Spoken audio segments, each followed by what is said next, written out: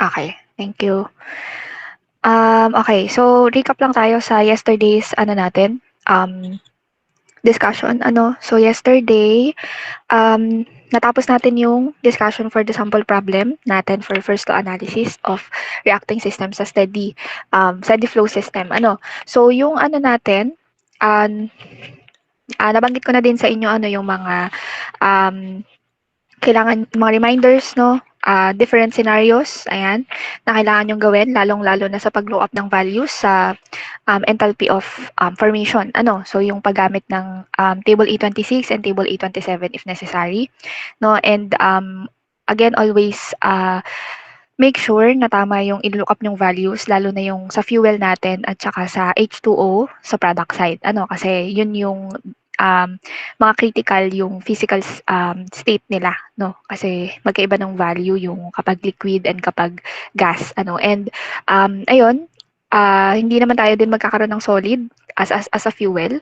So since wala naman pag solid kasi hindi din wala din tayong available na tables for that, for solid one. So, don't worry naman, yun, ang ma-encounter lang naman natin for fuels is liquid or gas, either maalin lang sa dalawang yun. Ayun, and yung mga reminders ko din on the requirements, yung mga gusto ko makita sa exam, sa solution ninyo, tsaka practicein nyo na rin yun sa quiz natin next week, no? So, may quiz po tayo next week sa F2F natin. So, ang coverage niyan, kasi binase ko siya dun sa natapos na discussion namin sa other sections. So, hindi namin natapos yung sample problem for the closed system, yung next topic natin. So, ayun, ang i-quiz lang natin by next week is ito lang, no, yung sample problem na to. I mean, this topic, yung first law analysis sa steady flow system. So, pa-prepare na lang, no. Most likely, siguro mga less than 1 hour lang, maximum 1 hour yung ma-take up ng quiz natin. And then, siguro dun sa remaining time natin, if meron pa, sa next natin, F2F, it's either continuation ng discussion, or pwede din naman na solving nung natin, nung quiz natin, para ma-practice talaga, no. And ayun, so na lang, maaano pa natin yun kapag sa mismong schedule na, no, para alam natin yung time. And then, yung mga requirements na gusto ko makita, no, sa solution nyo is the diagram na may given, kompleto, no, lalo na yung products, i-specify yung products, not just the term product, so mali yun, kapag nilagay nyo lang na product, and hindi nyo specify kung ano-ano yung magiging product, so it is considered as incomplete, no, na diagram. And then yung table ng values ng enthalpy, so this one is required. Again, I repeat, it is required kasi ito yung pagbabasihan ko kung saan nyo kinuha yung values na ginamit ninyo for computation. So this one is a proof na kayo talaga yung sa inyo galing yung sagot, 'di ba? Kasi it's hassle and mas time consuming kung ang gagawin nyo is tsaka nyo lang ilo-look up nung kapag i-solve nyo na, no? So, and again, i-require ko po to. Kasama to sa checking, yan, and for partial points din siya. Okay? And then sa balancing equation, again, gaya nung sa midterms, hindi ko naman hinihingi yung computation ng balancing of equation ninyo. So, pwedeng sa scratch nyo na lang siya ilagay. Pwede din naman sa mismong solution. It's up to you. Ang gusto ko lang naman makita is yung balance equation and make sure na i-box or i-label, no, na yun yung balance equation na gagamitin ninyo sa computation. Ayun. So, gaya na banggit ko kahapon, we have two methods for balancing na equation. So, yung two steps, yung balance nyo muna at 100% theoretical error, and then second step is yung actual, or yung the other way naman is yung diretso na. Ano yung ginagawa natin ng midterm. So, either way, kahit naman ano yung gamitin nyo, it's fine as long as, kasi kahit naman ano yung gamitin nyo, same lang dapat yung makukuha nyong balance equation. Okay. And then, so yan, na-solve natin yan. Okay, na lang ulit, be careful, no, sa pag-input ng values and all.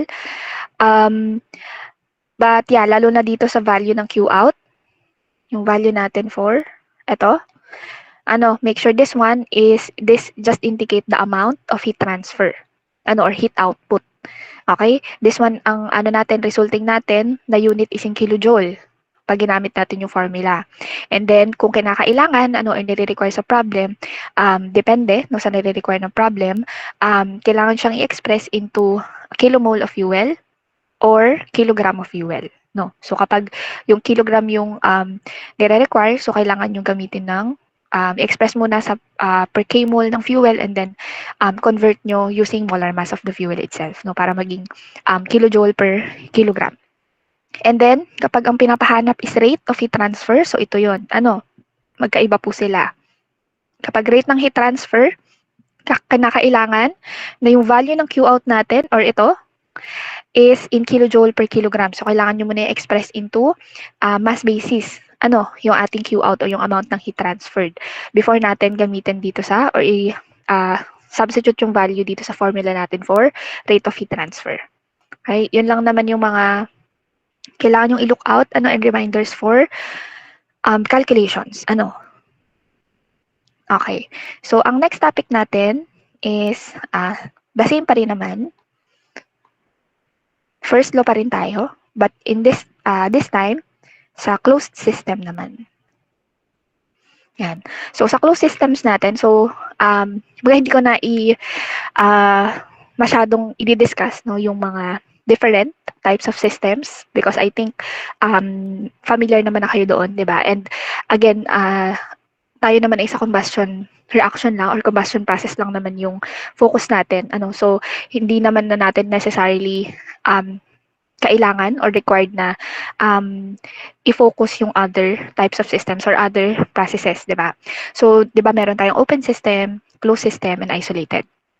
Di ba? So, yung tatlong yon may differences sila, lalo na sa pag-allow and pag-disallow ng transfer of mass, transfer of energy, no, and such. So, ayun, may mga difference sa ganun, So, yung ating closed system, specifically, yung closed system natin, anyone who remember, ano ba kapag closed system? Ano yung ina-allow niya na transfer lang at hindi niya ina-allow na transfer?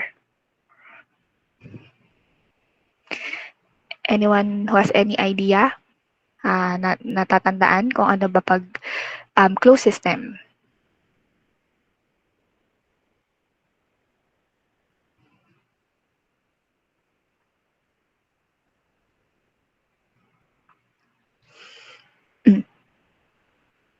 Okay, so ayun, refresh ko lang yung inyong memory, So this one is, I think tapos na kayo sa thermo, di ba? Thermodynamics, tama ba? Okay, yes, Jello. Good afternoon po. Sorry po late, ma'am. Kapag closed system po, energy lang po yung nakaka-pass through po. Tapos yung matter ay hindi po. Okay, correct. So pag closed system, yung energy lang in the form of heat and work, no, kapag may involved na work, yun lang yung nagkakaroon ng exchange between the system and the surroundings. So ibig sabihin yung mga matter like yung mass, yung volume and such, no. So hindi hindi allowed na magkaroon ng exchange between the system and the surroundings. So yung heat lang or energy in the form of heat and work yung nakakapag-pass through from the system to the surroundings or other way around. So kapag open naman, so yun, nag-allow ng exchange for both energy and the matter. And then pag isolated system naman, so yung exchange niya is neither, it cannot exchange neither mass nor energy, So focus lang tayo sa closed system, So ang sa closed system, example natin for the closed system is yung ating internal combustion engine. Ganon din ang mga calorific pump. Ayan, o kaya naman closed tank, So, meron namang indicator sa problem natin kapag ang isang system is a closed system, So, ang indicator natin is specifically sa topic natin na to, So, hindi na tayo magpapaka-generalize. So, para more specific, para kumbaga mas ma-discuss natin kung ano yung approach na gagamitin nyo, kailan nyo gagamitin tong formula na ito, para ma-apply nyo siya sa quiz or sa final exam natin. So, closed system, yung gagamitin niyo kapag nakita kayo sa sa exam, no, ng term na for example, constant volume tank. Ayan, gano'n. Usually constant volume naman yung masasama lang sa exam natin. So hindi naman possible si constant temperature kasi hindi tayo magkakaroon ng heat transfer kapag constant temperature, 'di ba? Kasi yung heat transfer is due to the difference of the temperature itself. So yun din sa constant pressure naman, so hindi din naman natin siya gagamitin. So ayun lang, ang possible naman natin na or ma-encounter nyo sa exam would be the constant volume tank. Pwedeng constant volume bomb calorimeter, constant volume tank. So, yun yung indicator nyo para malaman kung kailan nyo gagamitin yung formula for closed system at kailan kapag yung normal steady flow na formula natin for first law analysis. Yung discuss natin kahapon. Okay, so yung sa closed system naman, same lang din ng general formula. So it is still energy in minus energy out is equal to the change in energy of the system. Ayan. So chemically, no? So nakalagay naman dyan sa manual ninyo. So ang involved dyan is the Q or the heat, no? So that involves both the input and the output, and then the work, work done by the system or work done to the system. So that is the work in and work out then is equal to the internal energy of the product minus the internal energy of the reactant or U. No. So we all know na internal energy sa sa ating any chemical reaction, so it can be expressed sa enthalpy. No, yung enthalpy yung measured natin for that, for the internal energy. So since this one is a chemical reaction, so yung ating internal energy, so same ng enthalpy, no? Ang gagamitin natin formula for enthalpy is the formula for enthalpy of the chemical component. So it includes the same formula, which is yung enthalpy of formation of the substance at a standard reference state plus the enthalpy or the amount of enthalpy of the same substance at specific conditions or specific temperature minus the enthalpy of the same substance at standard reference state. No, so same pa rin naman yung gagamitin nating formula for the enthalpy itself, for enthalpy of the chemical component. So, ngayon lang, ang sabi dyan, yung ating internal energy of the product represents the internal energy of the products, and internal energy of the reactant represents the internal energy of the reactants U sub-react. So, to avoid this another property, the internal energy of the formation, yung U F, we utilize the definition of enthalpy. Yun lang, no, as meron tayo magkakaroon ng PV, no, galing yan sa, wait, sorry.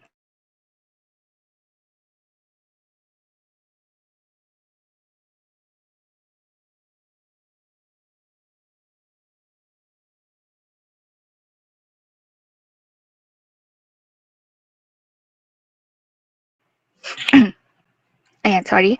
Yun, magkakaroon lang tayo ng dagdag for pressure and volume of the whole system, sa closed system natin. So, yung nakabox dyan na formula sa inyong manual, actually hindi yan yung gagamitin natin, hindi yan yung summarized na formula na gagamitin natin. So, i-rewrite ko lang yung nandyan sa manual nyo, and then ibabox ko na lang later dito yung gagamitin nating formula sa solving yung mas summarized na formula for closed system, and most likely yun yung gagamitin natin sa solution natin sa problem solving natin moving forward, no. Okay, so rewrite ko lang. So we have Q minus W, so this indicates the internal energy, no. So in the form of heat and work is equal to the, so it's the same, the summation of the number of moles ng product multiplied by yung formula natin of the enthalpy of chemical component minus PV, okay, minus the summation of the number of moles ng reactant multiplied by the same formula of enthalpy of chemical component minus PV ng reactant. Okay, so ito yung nasa manual nyo. So, ang sabi dyan, where we have taken heat transfer to the system and work done by the system to be positive quantities. So, ito, positive quantities daw yan. Yung PV term are negligible for solids and liquids. Okay, so sa solid, wala naman tayong problem, di ba? So wala tayong problem dyan kasi hindi naman tayo magkakaroon ng fuel in solid state. Kasi lalo na sa ganitong topic kasi syempre wala tayong value na pagkukuhanan for solid. Kasi usually sa table A18 to A25 and then for A26 rin, ang available lang na natin dyan is usually for liquid and gaseous state, di ba? So, ayan, ang meron lang tayo for solid is for carbon. So yung elemental carbon lang natin. And ayun, hindi naman siya usually tagged as a fuel, 'di ba? So wala tayong problem sa solid, but sa liquid yun nga, negligible daw si PV. Tapos and can be replaced by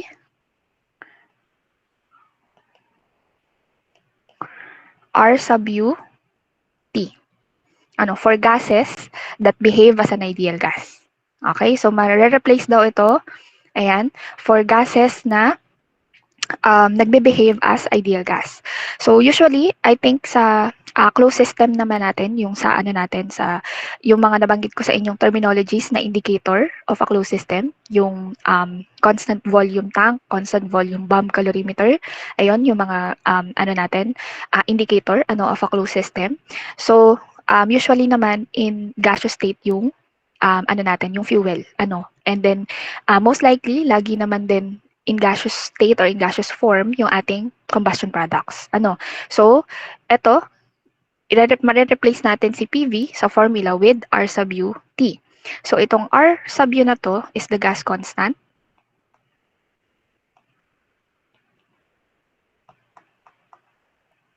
And this one is the temperature. So yung gas constant natin, ang value ng ating gas constant ay 8.3144 kilojoule per kmol Kelvin. Okay, so this one is for SI unit, no? So may ibang value pa to for English, for CGS and such. Pero dito sa fuel natin, sa fuels na subject natin, and moving forward, so hindi naman na tayo gagamit ng English unit pagdating sa number of moles. So hindi na natin pakumpikahin yung buhay nyo, no? So later, discuss ko yun dun sa sample problem. Kasi yung sample problem dyan sa inyong manual, naka-pound mole. So later ko na lang yung discuss. Anyways, so ito lang naman, ang most likely ang gagamitin lang nating value ni R or R sub U is yung 8.3144, kilojoule per kmol Kelvin. Yan. So ang temperature natin, of course, is in Kelvin. Kasi yung temperature natin for this R is in Kelvin, as well as yung reference natin or yung unit natin for temperature na pinag-referan natin ng value ni enthalpies are all in Kelvin as well. So dapat yung temperature natin dito is in Kelvin.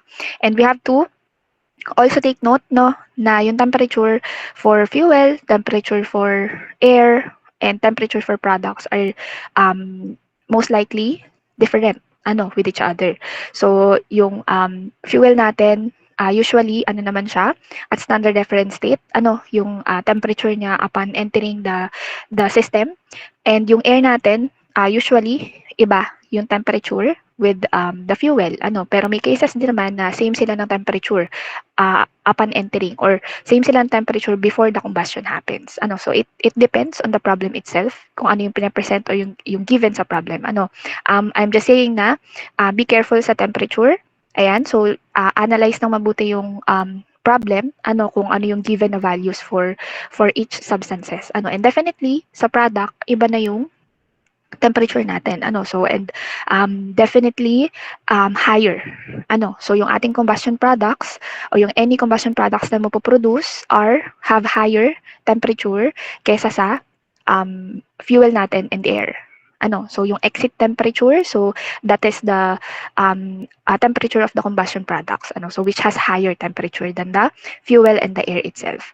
Okay? So ayan. So dahil diyan, no, so meron tayong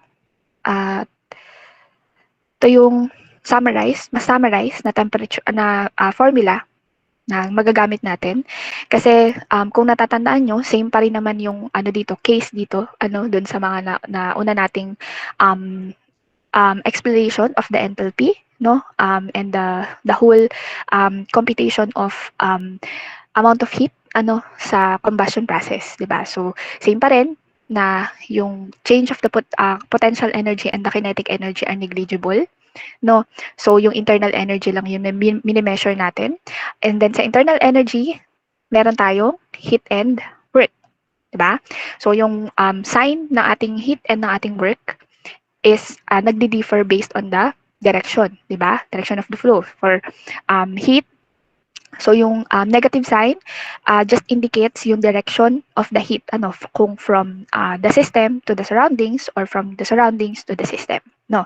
So I think familiar naman na ang lahat na yung negative sign and positive sign of heat indicates only the direction and not on the actual value of itself, of the heat output or heat input. Okay, so yung again yung ating negative or positive sign just indicates the direction, no? So ganun din sa work. So we have different sign, negative or positive kapag yung work is done by the system or work is done to the system, no? So ganun lang. And ganun pa rin.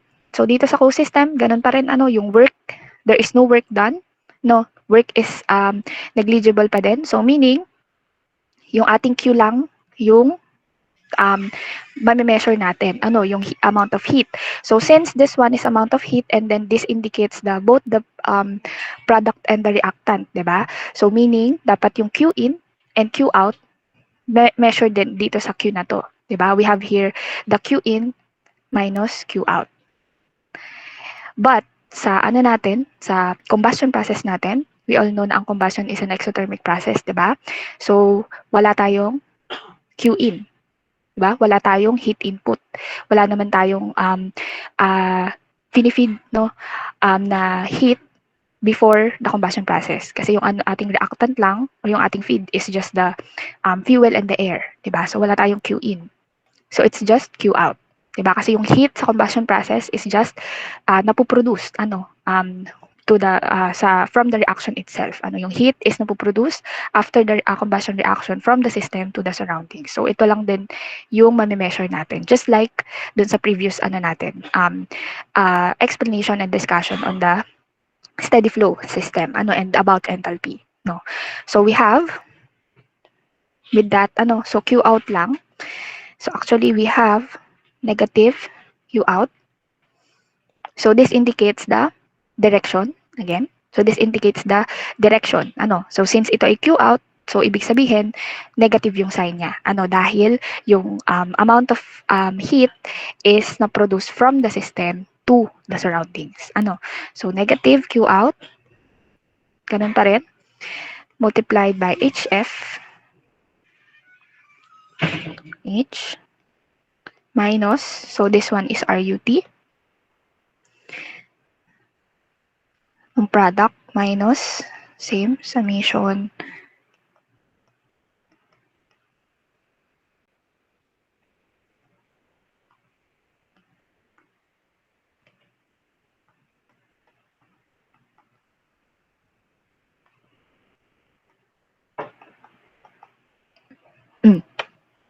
And then, since naman na tayo, wala naman tayong other reaction na end process na i-discuss, di ba? So we are focused on just the combustion process. So since we already know that the sign, the positive and the negative just indicates the direction, no? So pwedeng itanggalin na natin tong negative sign na to para yung makukuha nating value of the Q out is just the amount of heat output. And kapag kunwari, quantitatively and kapag tinanong, no, so definitely may negative sign siya kasi yung Q out natin is from the system to the surroundings. So pwede natin tanggalin tong negative sign dito para makukuha natin na value is positive sign. But although positive sign siya, we all know na in terms of direction, may negative sign pa rin siya. Kasi siya ay from the system to the surrounding direction. So, para lang din, para sa akin mas simplified, no? So, pagbabalik rin lang natin yung reactant and yung product. Para matanggal yung negative sign dito. So, we have Q out and R. So, same lang din. So, same siya ng formula natin dun sa steady flow system. So, reactant minus product. But definitely, no, keep in mind na, again, yung Q out na yan is negative sign in terms of direction. Kung kasama sa computation natin yung direction. But most likely naman ang lang natin is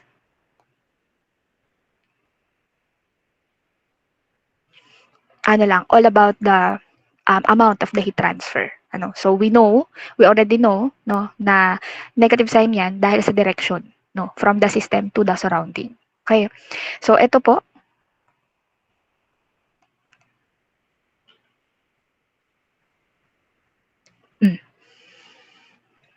Yan. So yan yung ating gagamitin na formula for closed system. So doon sa ating pasulat na lang sa inyong manual. Kasi yung kasing naka-box out dyan sa manual ninyo ay may work done pa. So wala pa naman tayo dun sa discussion about work done sa system, sa chemical or sa combustion reaction. So I think dun pa yun sa entropy and yung reversibility and irreversibility, no. Pero dito, no work done pa rin. So, ayun, pa-kopya na lang. No, so, again, Q out, kung ano man makukuha natin dyan na amount ng heat transfer. So, ayan ay amount pa lang ng heat transfer. Wala dyan yung direction. Kasi we already know na since this one is, ang topic natin is just combustion process, which is yung combustion is an exothermic one. So, we all know na kung i-express natin siya, technically, so it is negative of the Q out, no, dahil ng kanyang direction. Okay, so anyways, yun, ang focus lang naman natin is just the value itself. Okay, so doon tayo sa sample problem. So ito yung tinutukoy ko sa inyo. So dyan sa sample problem ninyo,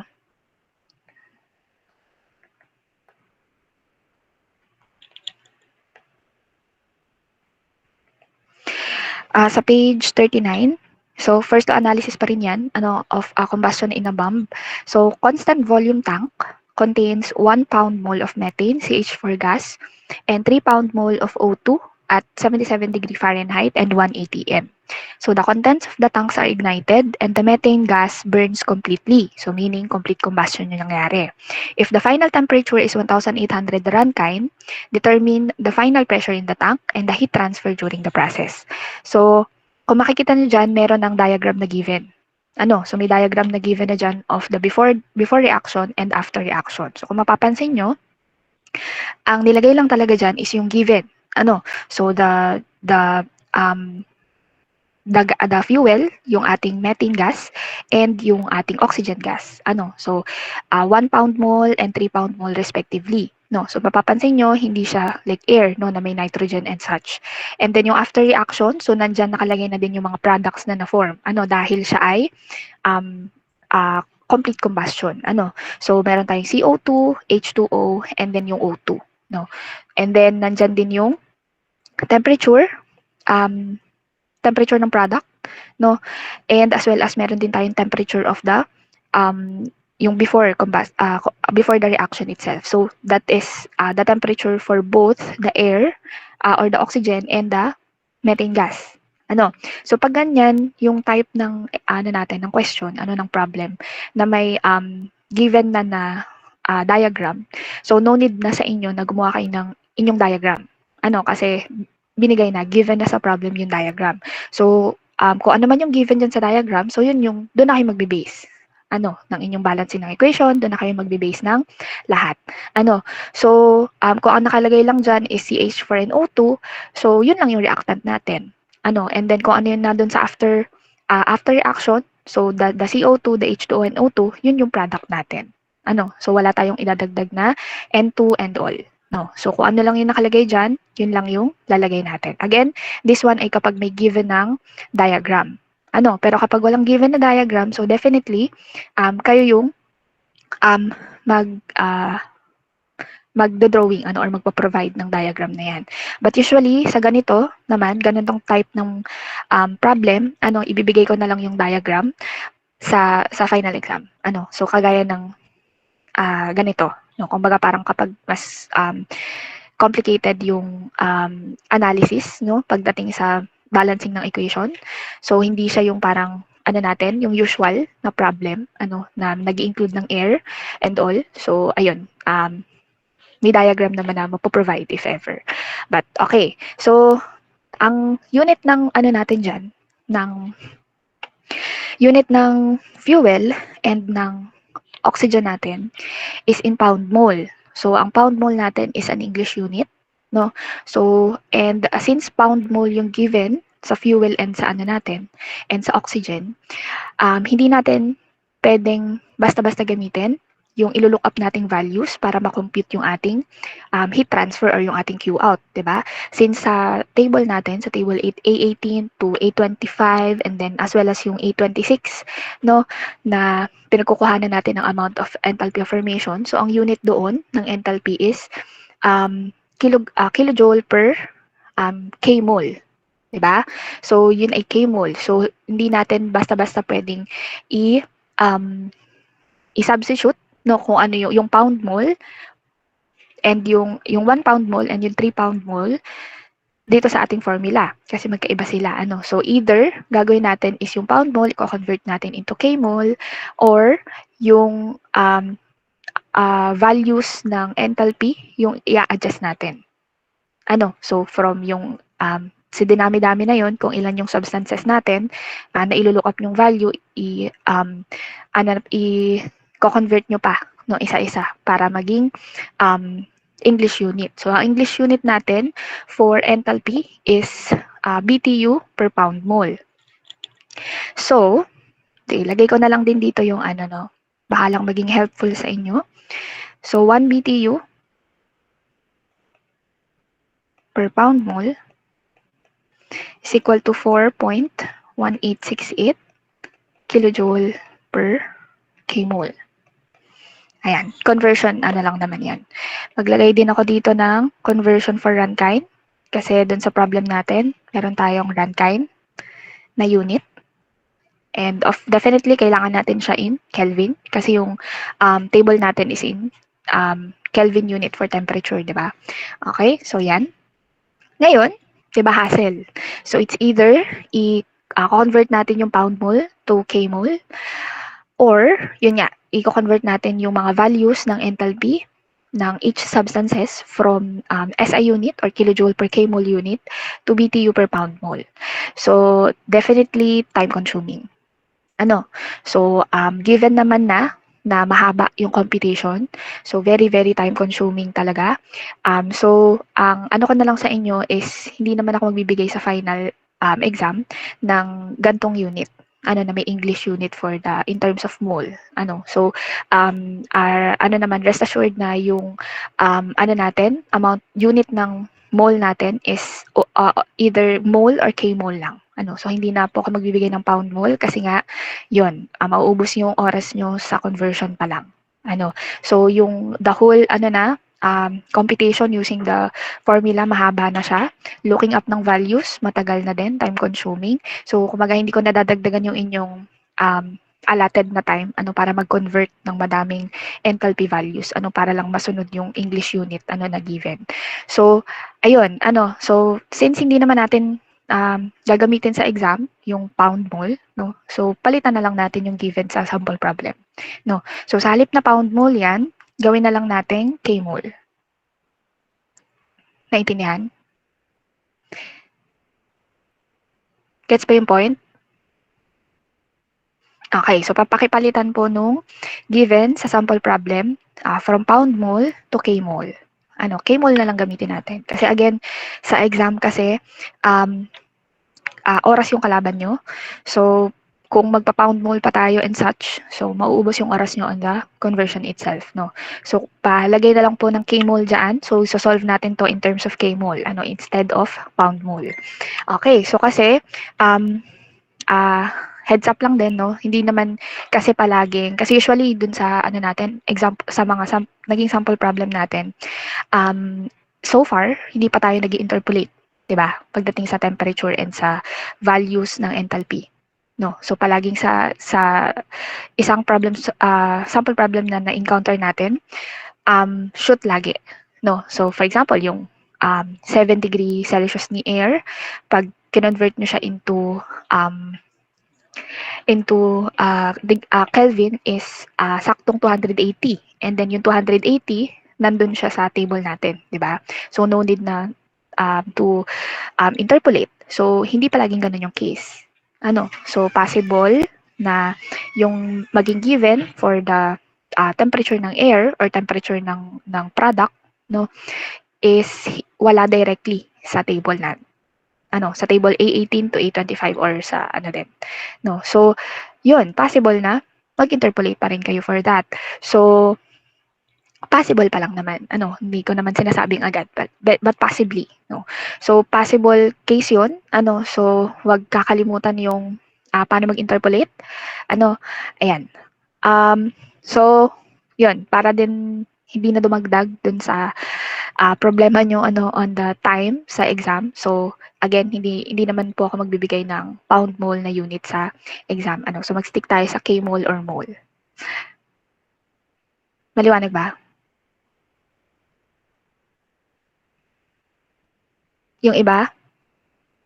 Naintindihan ba yung sinasabi ko? Okay. Ayun. So, palitan nyo lang, no, yung natin, unit natin for the sample problem. Okay, wait lang . So, ang sabi dyan,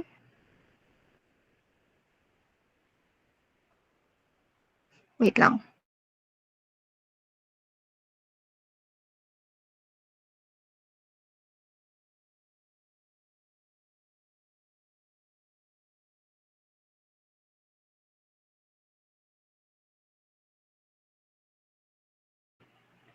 Okay. So, ito yung sample problem natin. Again, may given na dyan na diagram. So follow lang natin siya. So, we have the before and the after. So, for before, we have 1 kmol, okay, of CH4, 3 kmol of O2, 77 degree Fahrenheit, and 180 M. So, sa after naman, so we have CO2, H2O, O2 as the products, 18 degree runtime, and P2. So, walang given na final pressure. Pero ito yung ating P1. Okay? So, this one is also T1, considered as T1, and then dito ay T2. Okay. So, ngayon, yan, meron na tayong before and after. So, definitely, magko-conversion tayo dito, kasi meron tayong degree Fahrenheit, meron tayong degree Rankine, and definitely, since ang gagamitin natin naman na unit is SI, no, and yun sa table natin for enthalpy, ang kailangan natin is in degree, in Kelvin. So, definitely, kailangan natin ng i-convert muna itong T1. Tingnan natin, conversion. So, we have for T1 equals 77 degree Fahrenheit. So, Fahrenheit to Kelvin is ang Fahrenheit to Kelvin natin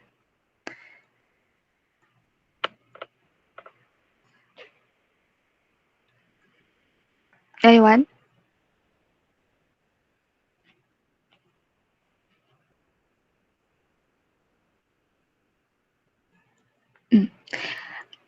Ano po, ang 77 degree Fahrenheit into Kelvin. So, pwede nga gawin nyo, degree Fahrenheit to degree Celsius, and then, madali na yung degree Celsius to Kelvin, di ba? Pwede din naman directly, degree Fahrenheit to Kelvin. Ano pong conversion? Ano pong value in Kelvin ni 77 degree Fahrenheit? 298.15 po. 298.15. Pero since na ano natin na paggagamit tayo ng table, tatanggalin na natin si 0.15. Ano? So it's just 298. Ano? So si 77 degree Fahrenheit is equal to 25 degrees Celsius. 'Di ba? So kung pag kinonvert nyo si degree Fahrenheit to Celsius, si 77 is 25 degrees Celsius. And then 25 degrees Celsius, pag kinonvert nyo siya into Kelvin, plus 273. So it is 298. Ano? So meaning to say, etong before natin is at STP. 'Di ba? Or standard reference state. 'Di ba? Okay. So, okay na tayo. So, for P1, wala naman tayong problema sa unit ng pressure, no, ATM. And then, sa after naman natin, so we have the T2 of 1,800 Rankine. So, definitely kailangan natin siyang i-convert into Kelvin kasi kailangan natin yung values ng enthalpy, di ba? Para makuha natin si amount of heat transfer. So, convert na din natin si T2. So, 1,800 Rankine to Kelvin. So, ito yon. Pwede natin gamitin yung nilagay ko ditong conversion unit. So, we have, anong T2 natin in terms of Kelvin?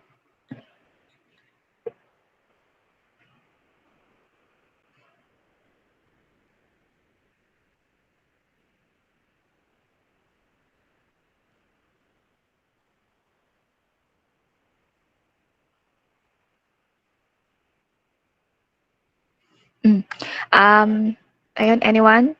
Ano lang, no, again, i-remind ko lang yung conversion ng temperature to Kelvin unit. So, ang tawag doon, ang ano lang natin, ang tawag dito, yung exception lang, no, for 0.15 is, or exception natin for decimal places is kapag STP lang or at 25 degrees Celsius lang. Ano? So, yung iba na kapag hindi siya at STP or standard reference state at meron siyang decimal places, ano? So, kailangan natin siyang i-consider as is. Ano po? So again, nabanggit ko to sa inyo noon, kapag STP, kapag yung standard reference state lang at 25 degrees Celsius, yun lang yung linyan tayo, automatically it is 298 Kelvin. Pero kapag iba, so gagamitin natin siya as is. So anong natin, may nakita ko kanina?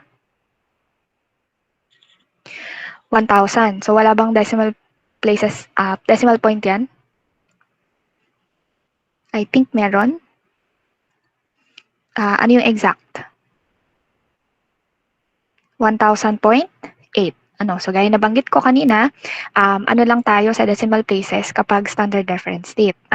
Kasi automatically ang gagamitin natin is 298 Kelvin. Pero pag hindi, as is yung, as is yung process natin, lalo na kapag ganito, no, na 1,800.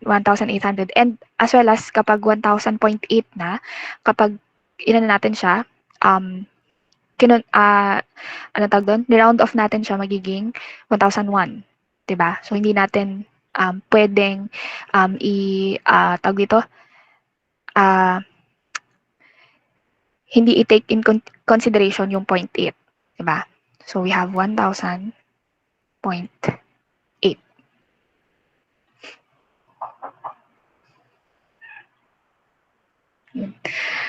Okay, kasi baka magtatanong kayo bakit dun sa iba, dun sa nakaraan natin yung mga 7, no, 7 degrees Celsius, but 273 lang, hindi 273.15.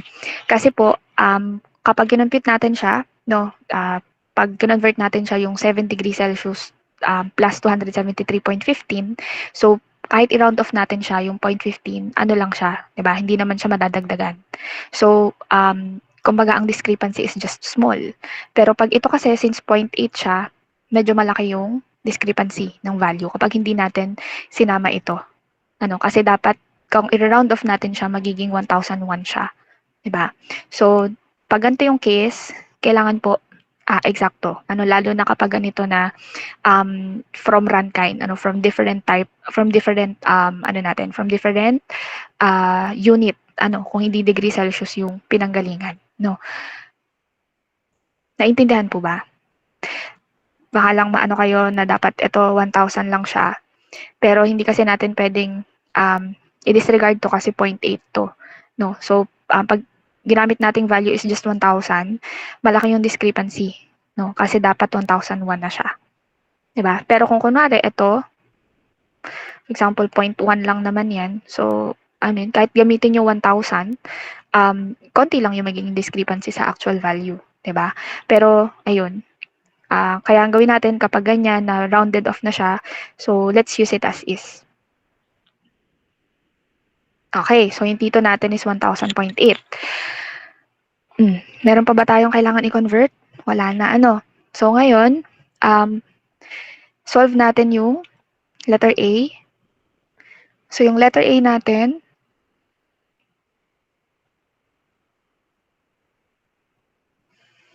ang hinahanap is final pressure in the tank. So itong ating P2, yung hinahanap. So yan. Ano pwede natin gamiting formula? Para makuha natin si P2.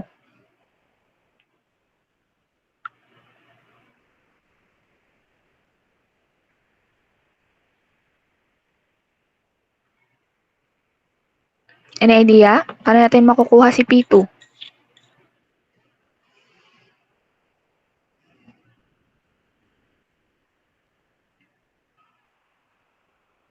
Ang gagamitin nating formula?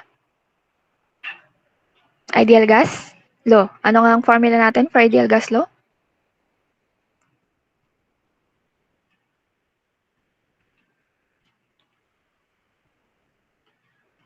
Anyone? Huy.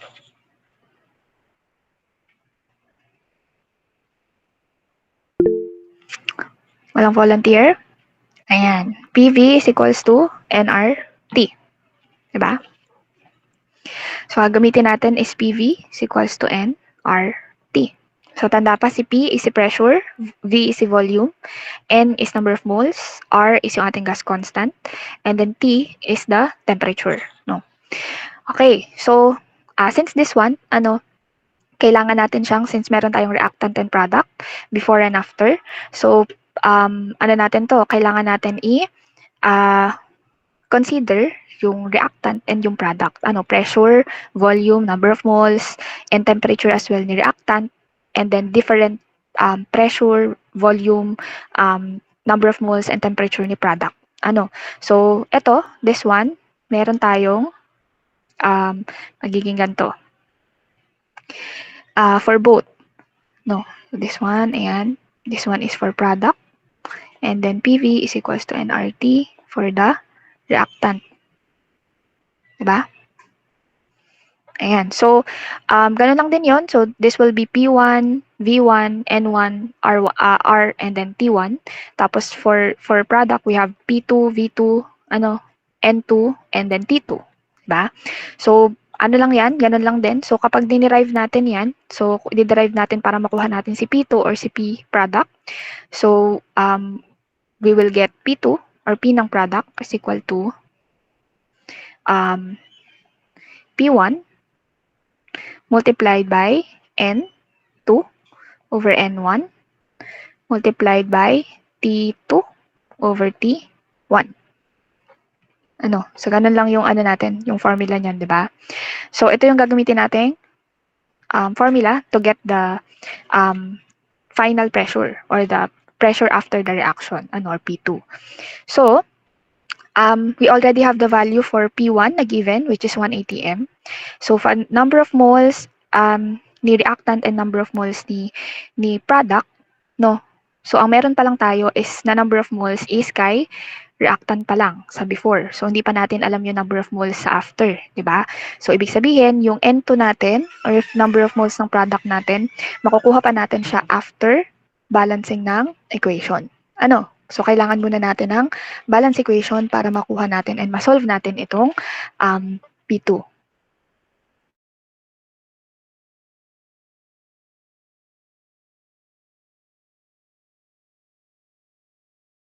Okay, ano? So, ibig sabihin, kailangan muna natin ng balance equation for this one. Yan. Tapos yung T2 and T1, pareho namang given, na-convert na rin natin siya. Ano? Okay, so, ayan.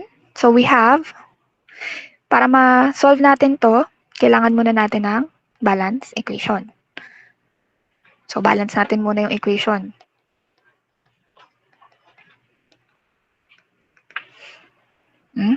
So, tingin tayo dito sa given diagram. So, we have 1 kmol of CH4 and then 3 kmol of O2. Ayan. So, yun yung ano natin. Ano, yun lang yung involved. Yun lang yung given sa problem. So, definitely, yun lang ilalagay natin. So, 1 kmol of CH4. So, no need to write the 1. So, just CH4 plus the 3 kmol of O2.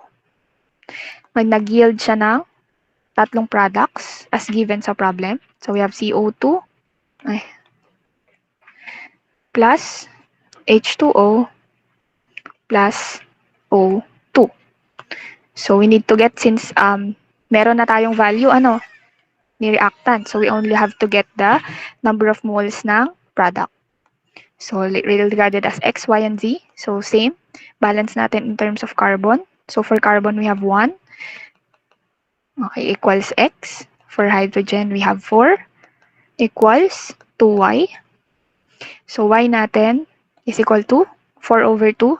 So, we have 2. In terms of O2 naman, so this one is 3 is equal to X plus Y over 2 plus Z. So, we have the value ng X and Y. So, ang value ng Z natin would be, so this one ay, natin 3 is equal to 1 plus 2 over 2 plus Z. So 1 plus 2 over 2 is equals to 1. So 1 plus 1 equals 2. Tapos transpose natin sa kabilang side, magiging 3 minus 2. Diba? 3 minus 2 is 1. That is the value of Z.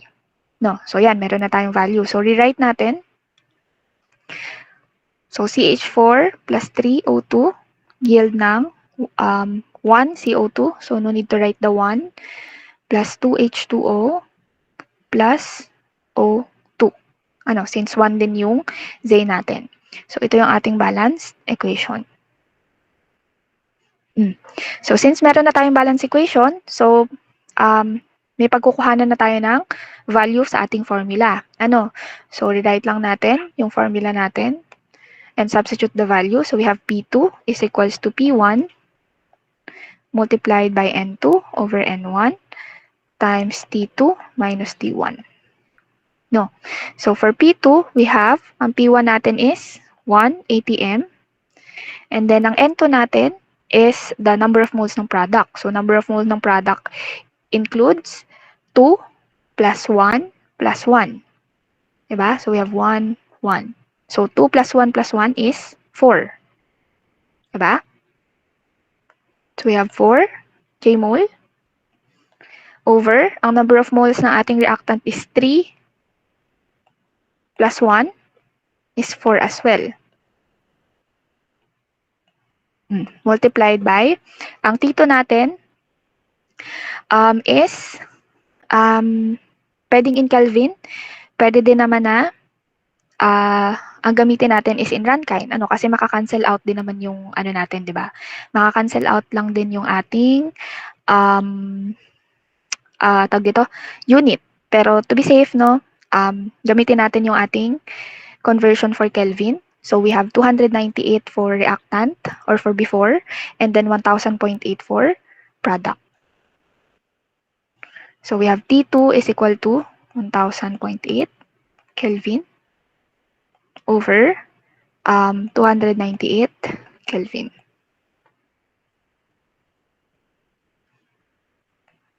Anong ating P2?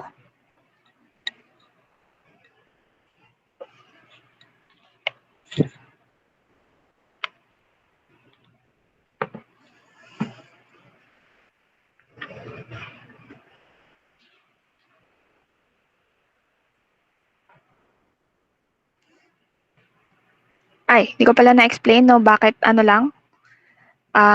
Bakit tataka kayo, ba't walang volume? At walang R?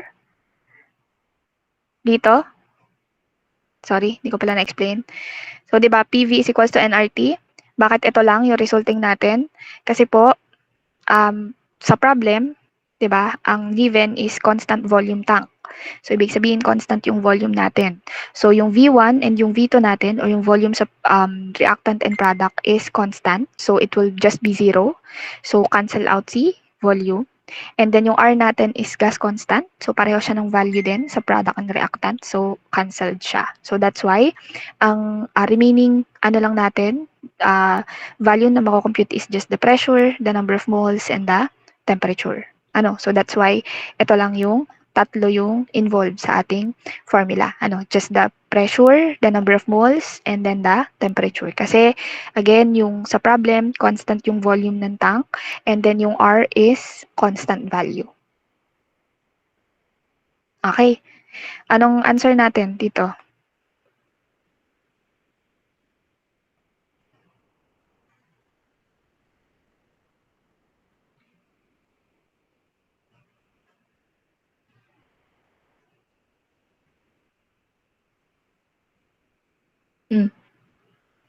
Anyone, anong sagot dito? Yeah, moles.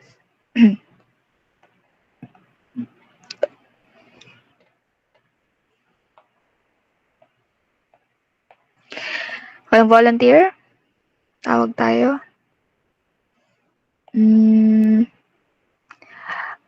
Andito si,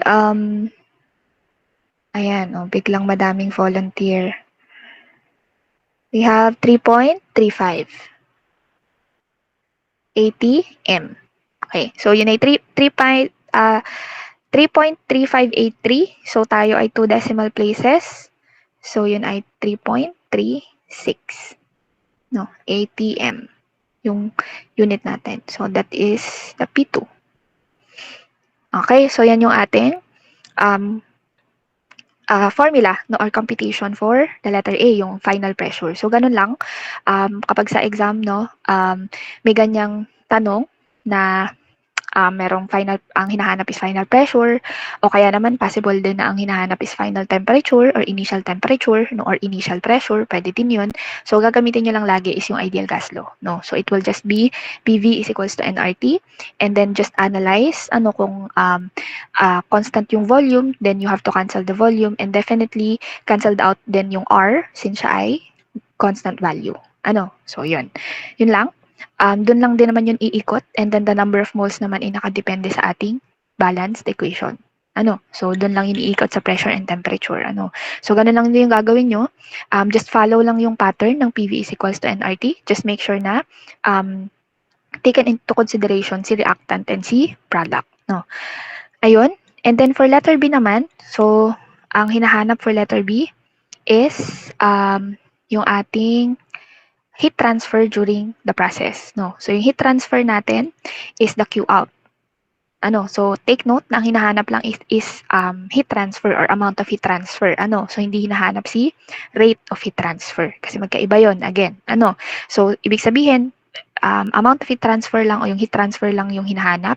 So Q out lang yung ating hahanapin. And since wala namang stated sa problem na heat transfer of this process per k-mole of fuel or per kilogram of fuel, then no need na for us, for you guys to convert it into mole basis or mass basis. So unless stated sa problem na nyo siya, express nyo siya into per k-mole of fuel or per kilogram of fuel.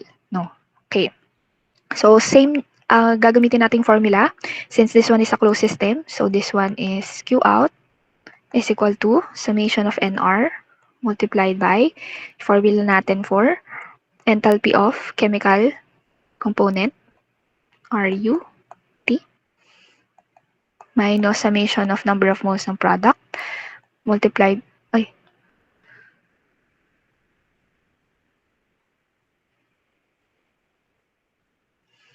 we have HF,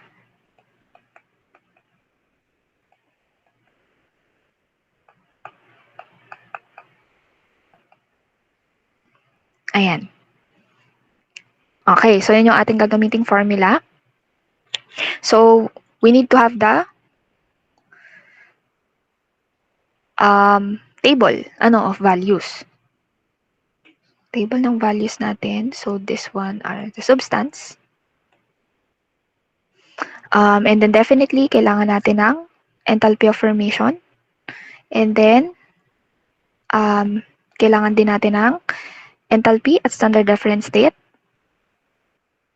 Okay? And then, yung temperature ng ating before reaction is 77 degree Fahrenheit. So, in Kelvin, is 298. Diba? So, it is also equal to the amount of enthalpy at standard reference state. So, ito din yun. Ito na rin yun. Diba? For the before reaction. So, ang kailangan na lang natin na value is, for column is yung amount of enthalpy at ng product no, after reaction na, which is 1,800 Rankine. And, kinonvert natin siya 1,000.8 Kelvin.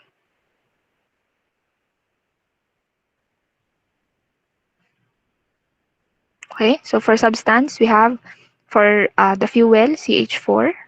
So it is gas, O2. And then for after reaction, we have CO2, H2O. So this H2O is gas as well. Kasi stated naman na combustion gases, yung product natin. So we have O2. Okay?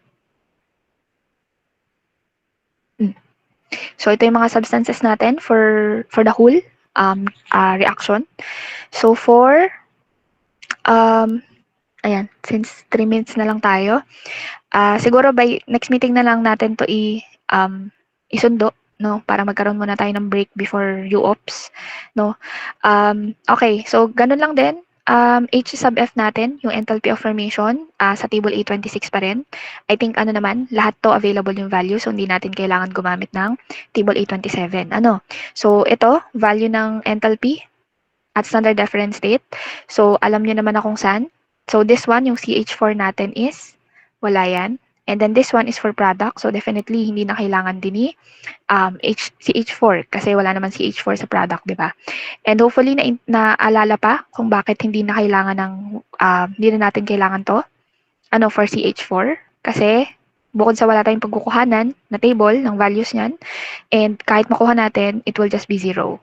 Kasi yung given temperature or yung specified temperature ni fuel is the same as the standard reference state. Okay. So yun, try nyo i-fill out, no? Pag may time kayo or before meeting natin next week. And then let's continue yung computation. Any questions so far?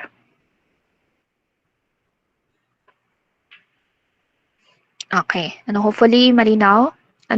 So ayun, next meeting again, may quiz po tayo sa face-to-face natin. So that will be Sunday. Ang coverage po niyan is yung hindi pa to kasama itong closed system. So yun lang natapos natin na topic kahapon. So yun lang. Para doon mapapractice nyo yung possible interpolation para ma-refresh yung memory for the interpolation. And then yung looking up ng values and as well as balancing ng equation. So yun.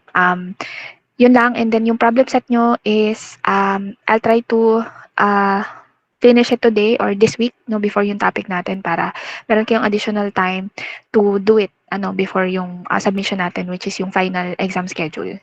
So ayun, papost ko na lang yun sa Google Classroom natin.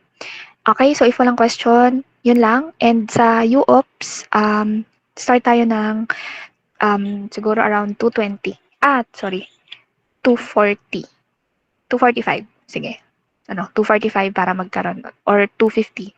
Around 2:45 to 2:50 para meron kayong i-reset muna ang mind. Kasi yun, madaming formula. Okay, yun lang. You may leave. Thank you.